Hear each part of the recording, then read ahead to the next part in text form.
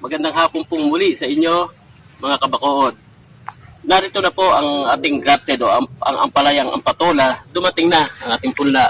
Ito po siya. Ayan, ayan po, ayan. Ngayon po, gaya nung nakaraan nating video, yung ginaya kong tatamnan nito, yung may butas na may sukat na 100 o 1 meter ang pagitan, na nilagyan ko ng gapangan o ng letting. Ayan na po siya ngayon. Dito ko po ngayon ipakikita kung paano ang pagtatanim ng grafted, kung ano yung hindi dapat gawin at yung mga dapat gawin. Katulad nga po niyan, ang grafted na ito, sa dugtong, umaari sana, ganito ang tamang pagtatanim. Iwasan natin, ang dugtong ay madikit sa lupa. Ayan, ganyan po. Tingnan niyo po, mga kabakood, ang aking gagawin. Ayan po, ayan. Ayan po.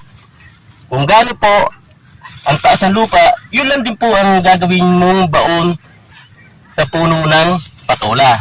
Iwasan po natin yung dugtong. Kung siya madidikit sa lupa, po pwede siyang mabuhay, mamumunga ng patola. Tutuloy ang patola. Mamumunga, gayon din ang palaya. Magkakaroon po sila nung tinatawag na po pwede silang magkaagawan. So, ayan po mga kabakod. Tingnan nyo po ang aking gagawin. Ayan po, mga kabakod. So, ganyan po ang ating gagawin pagtatanim. Ito po ang dugtong. Kung siya ating itatanim, hukayin po natin siya ng di kalaliman at ibabaon natin siya at lalagyan natin siya ng medyo maluwag na lupa para sa kung ganun, maluwag na gumalaw o kumalat ang kanyang mga ugat.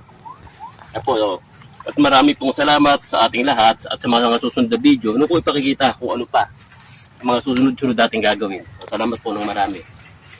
Kung gusto nyo po na makakuha ng grafted, kontakin lang si Boss Butchoy sa San Ildefonso, Bulacan.